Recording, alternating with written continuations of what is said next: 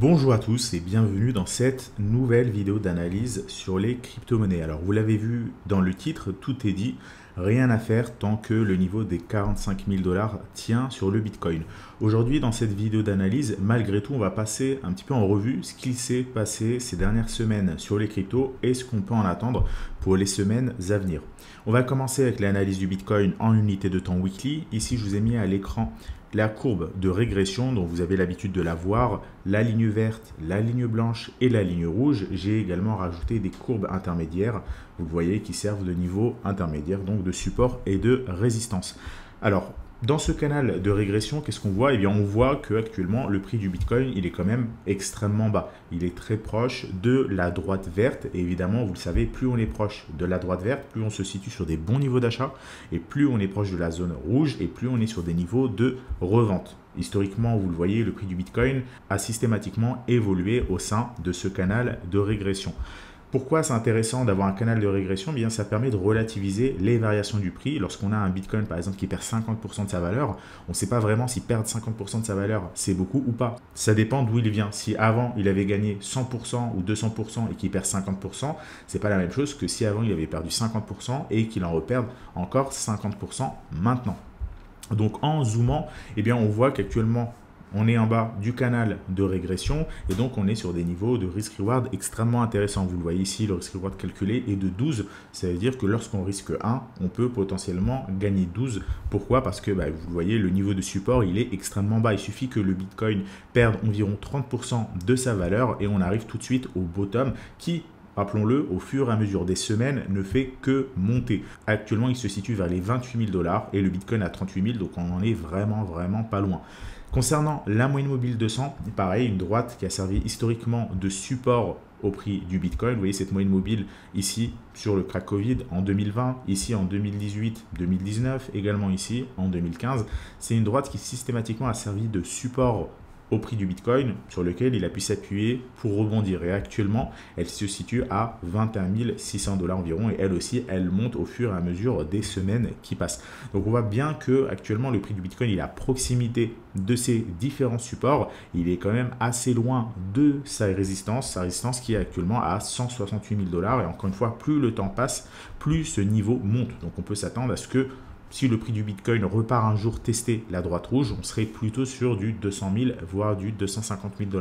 Donc vous comprenez bien ici que le ratio risk-reward, il est extrêmement intéressant pour accumuler, soit dans une optique de DCA, peu importe la façon dont vous achetez ou vous investissez, on est sur des niveaux extrêmement intéressants. Ça ne veut pas dire que le prix du Bitcoin va remonter demain. On peut encore très bien continuer à consolider pendant des semaines. On peut aussi très bien demain reperdre 10, 15 à 20%.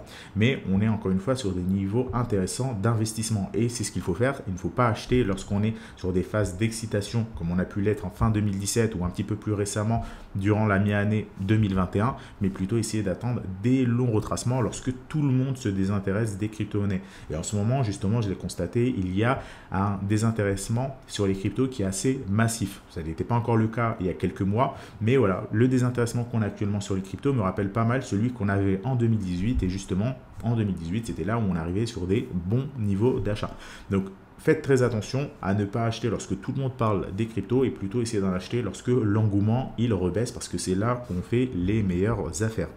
Donc le risk reward actuellement est extrêmement intéressant. Évidemment, si le Bitcoin peut aller chercher encore un petit peu plus bas, ça serait mieux, mais on est sur des gros niveaux de support, il ne faut pas l'oublier. Vous le voyez ici, si je le trace, on a un niveau de support vers les 32 000 $. Le prix du Bitcoin s'est appuyé plusieurs fois dessus. Donc on a énormément de support en bas, on a peu de résistance en haut. Donc on est encore une fois sur des setups qui sont intéressants.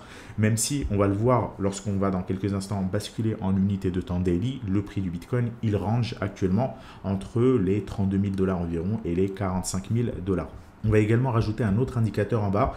C'est un indicateur pareil que j'ai l'habitude de vous présenter sur cette chaîne qui est l'indicateur de rentabilité des mineurs. Lorsqu'on est en rouge, on est sur des niveaux extrêmement élevés pour le prix du Bitcoin et lorsqu'on est en vert, c'est-à-dire que les mineurs minent à perte du Bitcoin et donc on est sur des niveaux intéressants pour acheter. Et vous le voyez, eh bien depuis quelques jours, voire même quelques semaines, on est repassé en bas en zone verte. Je vais zoomer sur l'indicateur. Vous le voyez, l'indicateur il est quand même bas. On a de la marge, Si on compare par exemple à mai 2020 ou bien à novembre 2018, on a encore de la marge pour aller chercher le niveau de support, voire même par rapport à 2015. On n'est pas extrêmement bas. Vous voyez par exemple que lors de la mi-année 2021, on était descendu bien bas pour remonter et c'était justement un bottom ici sur le prix du Bitcoin. On était descendu environ à 29 000 $ pour rebondir tout de suite et faire un peu plus que x2. Donc actuellement, on n'est pas descendu aussi bas, mais on reste quand même sur des niveaux intéressants. On est sur un indicateur qui est vert et non blanc. Donc on a encore un petit peu de marge à la baisse, mais à force d'attendre toujours de la marge à la baisse, eh bien, on finit par voir le Bitcoin rebondir et jamais acheter. Donc c'est toujours intéressant d'essayer d'acheter en plusieurs paliers et le palier actuel évidemment assez intéressant. Donc voilà par rapport à cet indicateur, il est repassé en vert et l'idée c'est juste d'attendre qu'il repasse en rouge lorsqu'il repassera en rouge pour revendre ou évidemment s'approcher des niveaux élevés. Parfois il peut tout simplement ne pas passer rouge, mais vous voyez que le niveau rouge c'est au-delà du niveau des 100. On peut très bien par exemple attendre le niveau des 50, des 75, mais en tout cas bien plus que le niveau actuel. On est actuellement sur l'indicateur aux alentours du niveau de 10. Donc voilà par rapport à l'analyse du Bitcoin en weekly. On est sur des niveaux qui sont intéressants pour de l'investissement long terme, pas forcément pour du court terme, pas forcément pour du trading actif, parce que si on bascule sur l'unité de temps daily, on est toujours au sein d'un range. Alors ici, on voit un canal haussier sur lequel évolue le prix du Bitcoin depuis le début de l'année 2021, donc depuis maintenant plus d'un an. On est sur un énorme canal haussier, ou voire même un range, on peut voir les deux. Et le prix du Bitcoin a rebondi à de nombreuses reprises sur la droite ici de support. Donc encore récemment, il a rebondi dessus il y a quelques jours. Donc encore une fois, ça conforte l'idée qu'on est sur de forts niveaux de support. Et pour le moment, les supports tiennent. Malgré tout, si on zoome et qu'on regarde ce qui se passe depuis 2 mois, et bien depuis la mi-janvier 2022, le prix du Bitcoin, il range. Vous voyez, on a un range. On était sur les 45 000, on redescend à 35, on remonte à 45, on redescend à 35, on remonte à 45. Et là, on est en plein milieu du range, aux alentours des 39 000 $. Donc on est toujours au sein du range. Donc pour du trading actif, comme dit le titre, rien à faire tant qu'on ne dépasse pas les 45 000 $. Donc l'analyse elle est extrêmement simple. Pour de l'investissement, eh bien, il vaut mieux acheter en plusieurs paliers. Le palier actuel des 38 000 est intéressant. Un autre palier vers 32 000 serait intéressant. Et un dernier palier peut-être vers 28 000 serait également intéressant d'acheter en DCA. Par contre, pour du trading actif, il n'y a absolument rien à faire pour le moment. Il vaut mieux rester en stablecoin et attendre la confirmation sur la cassure des 45 000 $ sur l'unité de temps daily. On va maintenant analyser d'autres crypto-monnaies, d'autres index. On va commencer par le Total 2. Et on va voir finalement ce qui s'est passé ces dernières semaines, ces derniers mois sur les cryptos. Donc le Total 2, je vous le rappelle, c'est un indice qui représente le marché des altcoins. Si on regarde le drawdown, eh bien on voit que le marché des alts a perdu environ la moitié de sa valeur. Donc on a perdu 50%. C'est quand même assez rare pour le souligner. Alors, ce n'est pas non plus exceptionnel. On a déjà eu des baisses bien plus importantes que ça. Regardez par exemple en 2018, on a perdu 90% de la valeur sur l'indice alt. Donc là, le marché est un petit peu plus résilient et la baisse, elle n'est pas encore vraiment puissante. En même temps, il faut relativiser ce qui se passe avant la baisse. En l'occurrence, ici, ce qu'on a eu en 2022, on a une baisse de 50%, mais l'année dernière, on avait une hausse plutôt modérée par rapport à la hausse qu'on avait eue en 2017 où vraiment les crypto-monnaies étaient montées en ligne droite. Alors qu'en 2021, on a eu une hausse plutôt saine, plutôt bien soutenue fondamentalement. Et il y a eu beaucoup de choses, beaucoup d'innovations qui ont été apportées sur l'univers des crypto-monnaies. Donc on voit clairement qu'on est sur un marché qui est en train de corriger, on perd moins 50%. Encore une fois, il n'y a absolument pas lieu de paniquer. Normalement, si vous avez une stratégie et que vous la suivez, vous n'êtes pas en panique. Il faut juste simplement ne pas perdre espoir et se dire que c'est la fin des crypto-monnaies parce que plusieurs reprises, ça s'est produit par exemple en 2018 où tout le monde pensait que c'était la fin. Pourtant, c'était là où c'était les meilleurs moments pour investir. Alors, on va également voir un autre indice, cette fois-ci, c'est le Total 2 contre le Bitcoin. Donc, c'est pour mesurer la performance des alts par rapport à celle du Bitcoin. Et là aussi, on est toujours sur quelque chose de très optimiste. Pourquoi? Parce que regardez, on prend en 2014-2015, on avait un énorme marché de range. On donne un signal d'achat et ensuite, les altcoins ont surperformé le Bitcoin. Et c'est sensiblement ce qui est en train de se dessiner depuis maintenant 2018. Regardez, on a une énorme résistance ici. On fait une tasse, on fait une anse. Les oscillations sont de plus en plus basses. On teste à de nombreuses reprises la résistance. Et pour le moment, vous voyez, on n'est pas redescendu sous les derniers creux. On avait un creux ici. Lui d'après était plus haut, celui d'après était encore plus haut, et celui qui est en train de se dessiner actuellement, il est encore plus haut que le précédent. Donc on est toujours sur une tendance qui est haussière. Alors attention, pas sur les alts, pas sur le Bitcoin, vraiment sur la variation des alts par rapport à celle du Bitcoin. Évidemment, les deux ont perdu de la valeur. Donc on est sur de la volatilité qui est de plus en plus faible et évidemment, ça c'est ce qu'on attend. Bon, évidemment, je vous en parle depuis des mois et des mois de ce setup-là. On ne sait jamais quand est-ce qu'il va se déboucler. Il a failli se déboucler en début d'année, ici en janvier 2022 et finalement, on a eu un retracement. L'idée, c'est de continuer à surveiller ce setup d'achat. Ça peut encore prendre 1 mois, 3 mois, 6 mois, 1 an. Lorsqu'il se produira, on aurait a priori un fort engouement sur le marché des alts qui pour le moment n'a pas été si présent que ça. On a certes eu pas mal d'engouement l'année dernière sur les alts, mais on ne pouvait pas vraiment appeler ça une alt season. Il y avait de nombreuses crypto-monnaies qui n'avaient pas fait des x50 comme on en avait à l'habitude en 2017. Donc voilà par rapport au Total 2, on ne peut pas vraiment dire qu'on a eu une alt season, on ne peut pas vraiment dire qu'on a eu un emballement sur l'année 2021. On voit évidemment ici au début d'année, effectivement en janvier, février, mars, avec la BSC notamment, on avait un bel engouement, mais c'est à peu près tout. Par contre, on a d'autres secteurs qui, eux, réagissent totalement différemment. On pense à celui de la DeFi et celui des NFT, Metaverse, Gaming, etc. Donc pour ça, on va commencer par ce secteur-là, le MVI.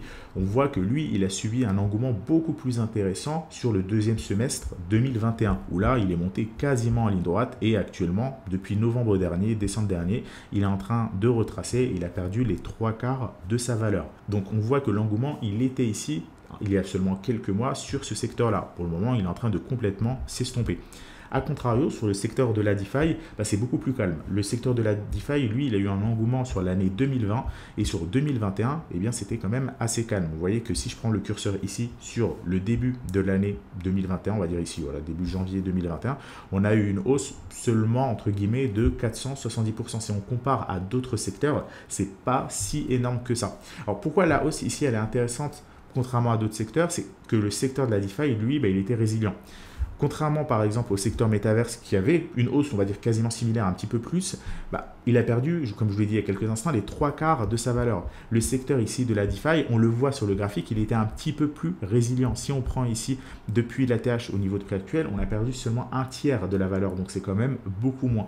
C'est un secteur qui a un petit peu moins performé, mais qui était aussi un petit peu plus résilient, probablement parce que c'est un secteur qui est en train de devenir de plus en plus mature. Le secteur de la DeFi existe maintenant depuis un certain nombre d'années sur les cryptos, alors que Metaverse, Gaming, NFT, c'est quand même un petit peu plus récent. Alors attention, je ne dis pas que les NFT, c'est récent et que ça date d'1 an. Ce que je dis, c'est que le secteur, et notamment l'indice MVI, il est beaucoup plus récent et il est beaucoup aussi plus récent par rapport à ce qu'on entend sur les médias. La DeFi, on en avait entendu parler en 2020.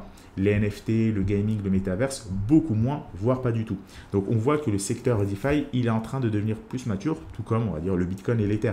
Le Bitcoin, je ne vous l'ai pas montré tout à l'heure, mais en termes de drawdown, lui aussi, il est un petit peu plus résilient. Si on prend par rapport à la tâche, on a perdu à peine la moitié de la valeur, 46%, et on va arrondir à 50%, on a perdu la moitié de la valeur.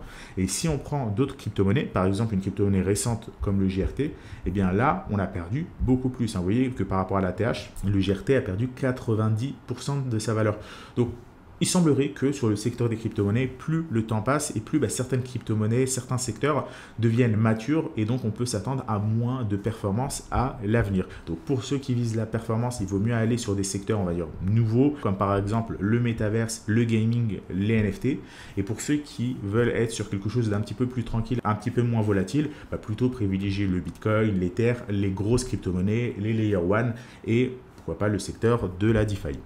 On peut également penser à une crypto-monnaie comme le Cake, qui avait en début 2021 pas mal d'engouement sur la BSC. Et bien là aussi, on a perdu quasiment 90% de sa valeur. Donc vous voyez que les crypto-monnaies ne sont pas toutes logées à la même enseigne. Certaines ont perdu 1/3 de leur valeur, d'autres la moitié et d'autres 90% de la valeur. Certaines sont plus résilientes que d'autres. On en a même certaines qui, malgré la baisse qu'on a sur les marchés actuellement, résistent, voire même sont en tendance haussière. Regardez par exemple le Luna. Le Luna, encore il y a quelques jours, vient de faire un nouvel ATH. Vous voyez que par rapport à son ATH, on a perdu seulement 15%. Donc c'est absolument rien. Encore une fois, on voit que les crypto-monnaies ne sont pas logées à la même enseigne. Et on peut se diversifier si on a un portefeuille qui est composé de crypto-monnaies différentes, mais qui sont quand même un minimum solide. C'est sûr que si on a du Cake et du GRT, on perd 90% dans le portefeuille. Si on a du Bitcoin et du Luna, on perd beaucoup, beaucoup moins. Tout ça pour vous dire que le marché des crypto-monnaies, l'engouement, il est toujours là, en tout cas pour ceux qui sont dans le marché, qui y croient, pour les experts. Évidemment, pour les débutants, les opportunistes et ceux qui sont venus il y a juste seulement quelques mois, le portefeuille, il a forcément subi un coup parce que ceux, on l'a vu, hein, qui ont investi sur du GRT, qui ont investi sur du Cake, ont un portefeuille qui a perdu moins 90%. Ceux qui ont investi sur des Layer 1 type Luna, Solana, Avax, Bitcoin, Ethereum, etc. ont un portefeuille qui a été beaucoup plus résilient, qui a quand même perdu de la valeur, hein, on va dire un tiers de sa valeur, mais qui est quand même beaucoup plus résilient que perdre moins 90%. Donc l'engouement sur les crypto-monnaies, il diminue, mais il diminue aussi principalement parce que la plupart des gens investissent sur des mauvaises crypto-monnaies, ont un portefeuille qui perd beaucoup de valeur et partent. Ceux qui investissent sur des crypto-monnaies qui sont intéressantes ont un portefeuille qui prend peut-être pas de la valeur non plus ces derniers mois parce que le marché il est en tendance baissière, mais qui a au moins le mérite d'absorber beaucoup plus la volatilité. Donc voilà, on a énormément d'autres crypto-monnaies, je ne vais pas tous les passer en revue, qui sont complètement en train de dégringoler. Par exemple, le DOT, vous le voyez par rapport à son ATH, qui a perdu les 3/4 de sa valeur, moins 75%. On a par exemple ici Uniswap qui est l'un des DEX principaux, que vous connaissez très probablement, qui a perdu 80% de sa valeur. Donc voilà, il faut faire très attention lorsque vous investissez et surtout ne pas hésiter, comme je vous l'ai dit tout à l'heure, acheter par palier, mais aussi revendre par palier, parce que acheter par palier, c'est bien. Acheter un petit peu du Bitcoin à 38 000, un petit peu à 35, un petit peu à 32, un petit peu à 46, etc. C'est intéressant, mais c'est aussi le cas lors de la revente, parce que si vous attendez un niveau précis, par exemple les 100 000, les 200 000 $, eh bien vous n'allez jamais revendre. Peut-être que vous allez revendre dans 1 an, 2 ans, 3 ans, mais là pour le moment, bien votre portefeuille subit la baisse. Donc voilà, donc pour résumer cette vidéo d'analyse, 2 choses à retenir. En ce qui concerne le trading actif sur les altcoins, il vaut mieux attendre. Pour le moment, on est clairement en tendance baissière, même si certaines crypto-monnaies sur le Luna performent. C'est quand même assez rare. Il faut avoir de la chance pour aller dessus, il faut avoir de l'expérience. Donc il vaut mieux complètement rester à l'écart pour le moment et attendre que le Bitcoin se décide, que le marché des alts se retourne et qu'on ait un Bitcoin qui au moins clôture en daily au-dessus des 45 000 $. C'est la première condition, mais évidemment, il faut attendre d'autres confirmations. Ça, c'est pour du trading actif. Maintenant, pour de l'investissement, eh bien, on est sur des niveaux intéressants sur le Bitcoin, on l'a vu, et sur quelques autres crypto-monnaies à condition que vous y croyez et à condition d'acheter par palier. Parce que même si vous avez des crypto-monnaies qui ont perdu moins 50%, ça ne veut pas dire qu'ils ne peuvent pas reperdre moins 50% ensuite, d'accord? C'est pas moins 50, ça fait moins 100. Moins 50, ça fait moins 75%. Donc si vous avez une crypto-monnaie qui a perdu moins 75% de sa valeur, ne vous dites pas, c'est bon, elle a perdu beaucoup de valeur, je peux l'acheter. Non. Vous pouvez l'acheter, mais par palier. Je pense par exemple au Solana, qui est une très très bonne crypto-monnaie. Et bien regardez par rapport à son ATH, on a perdu à peu près les 2/3 de la valeur. On a perdu 70%. C'est énorme, mais on n'est pas à l'abri que le Solana reperde encore 1/3, 2/3 de sa valeur. Donc il faut vraiment faire attention à ça, acheter par palier ou bien acheter sur des signaux d'achat. Pourquoi? Parce que lorsque vous achetez par palier, eh bien, c'est-à-dire que vous n'avez pas forcément les bonnes connaissances pour acheter au bon moment, mais au moins vous limitez au maximum le risque, vous moyennez votre prix d'achat. Par contre, si vous achetez sur des niveaux d'achat, évidemment c'est mieux, mais il faut encore une fois reconnaître ce que c'est un signal d'achat. Voilà par rapport à cette vidéo d'analyse et j'espère qu'elle vous a aidé, qu'elle vous a permis de voir un petit peu plus clair sur ce qui s'est passé sur le marché des crypto-monnaies et à quoi on peut s'attendre et surtout ce qu'il faut attendre pour se repositionner dessus. Je vous souhaite à tous une excellente soirée et on se retrouve la semaine prochaine, mardi prochain, pour une nouvelle intervention sur cette chaîne YouTube. Très bonne soirée à tous.